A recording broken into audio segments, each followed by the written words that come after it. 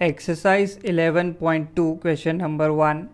Show that the three lines with direction cosines. तो ये पहला सेट ऑफ डायरेक्शन कोसाइन है, फिर दूसरा और फिर तीसरा सेट. तो ये तीन अलग अलग लाइंस के लिए हैं. Are mutually perpendicular. तो हमें इन्हें म्यूचुअली परपेंडिकुलर शो करना है. तो सपोज हमें रैंडमली एक लाइन L1 गिवन है, एक लाइन L1 जिसके DCs हमारे पास हैं L1, M1 एंड N1, और एक और लाइन है L2 जिसके DCs का सेट है L2, M2 एंड N2. तो अगर हमें लाइन L1 और L2 को परपेंडिकुलर प्रूव करना है तो इनका डॉट प्रोडक्ट अगर लिया जाए तो ये बनता है cos theta is equal to L1 L2 plus M1 M2 plus N1 N2. ये वैल्यू हमारे पास क्रिएट हो जाती है, मॉड इसलिए ताकि थीटा एक्यूट कंसीडर किया जाए. सो हमें तो परपेंडिकुलर प्रूफ करना है, यानी theta is equal to 90 degree. तो cos 90 की वैल्यू 0 होती है. इसका मतलब हुआ कि हमें L1 L2 plus M1 M2 plus N1 N2 इसकी वैल्यू जो है 0 के इक्वल प्रूव करनी है. ये जो फर्स्ट सेट ऑफ DCs हैं ये हम किसी लाइन L1 के लिए मान लेंगे, सेकंड लाइन L2 के लिए और थर्ड लाइन L3 के लिए. तो हमें इन्हें म्यूचुअली परपेंडिकुलर शो करना है. लाइन L1 इसके DCs हम कंसिडर कर लेते हैं. तो पहला हो गया L1, उसकी वैल्यू 12/13. नेक्स्ट हो गया M1, इसकी वैल्यू -3/13. और लास्ट N1 जिसकी वैल्यू -4/13. नेक्स्ट लाइन L2 जिसके DCs हम कंसिडर करेंगे. तो L2 वैल्यू आ जाएगी, L2 हो गया 4/13. नेक्स्ट M2 की वैल्यू हो गई 12/13 और N2 इसकी वैल्यू हो जाएगी 3/13. लाइन L3 इसके DCs हमें गिवन है, ये हो जाएंगे. इसकी वैल्यू लेंगे L3 3/13. नेक्स्ट M3 -4/13 और लास्ट है N3 जिसकी वैल्यू 12/13. फर्स्टली हम लाइन L1 और L2 को कंसिडर कर रहे हैं. तो पहले दो सेट ऑफ DCs का प्रोडक्ट लेंगे. तो यहाँ पे L1 L2 plus M1 M2 plus N1 N2 इसकी वैल्यू हम निकालेंगे. तो ये बन जाएगी 12/13 इंटू 4/13.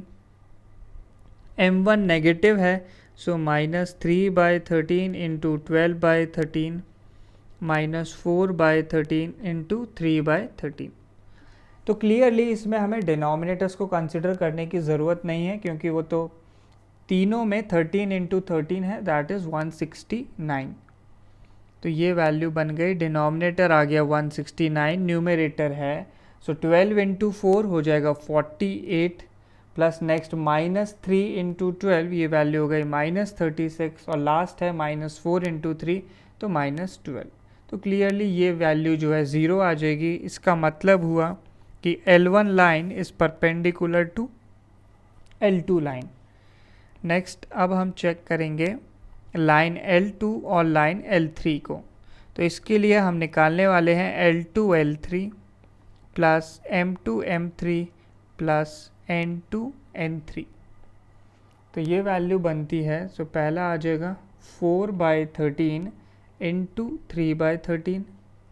नेक्स्ट बनेगा 12/13 इंटू दूसरा है -4/13 और लास्ट वाला बन जाएगा 3/13 इंटू 12/13. तो क्लियरली डिनोमिनेटर फिर से 169 बनेगा. 4 इंटू 3 हो गया 12. Next 12 into -4 minus of 48 plus 3 into 12 हो गया 36. तो ये वैल्यू भी जो है 0 बन गई. यहाँ से हम बोल सकते हैं कि L2 is perpendicular to L3.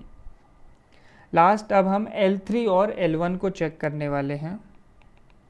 Third हम L3 एंड L1 को चेक करेंगे. तो हम निकालेंगे L3 L1 plus M3 M1 plus N3 N1. तो ये वैल्यू बनेगी 3/13 इंटू 12/13.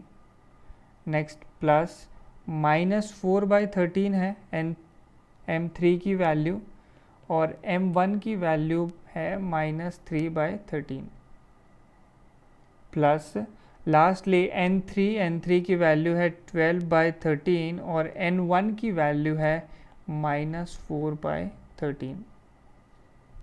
तो डिनोमिनेटर में इस बार भी आ गया 169, सो ऊपर 3 इंटू 12 तो 36, -4 इंटू -3 सो +12, ये वैल्यू अब तक 48 हो गई है, +12 -12 इंटू -4 तो -48।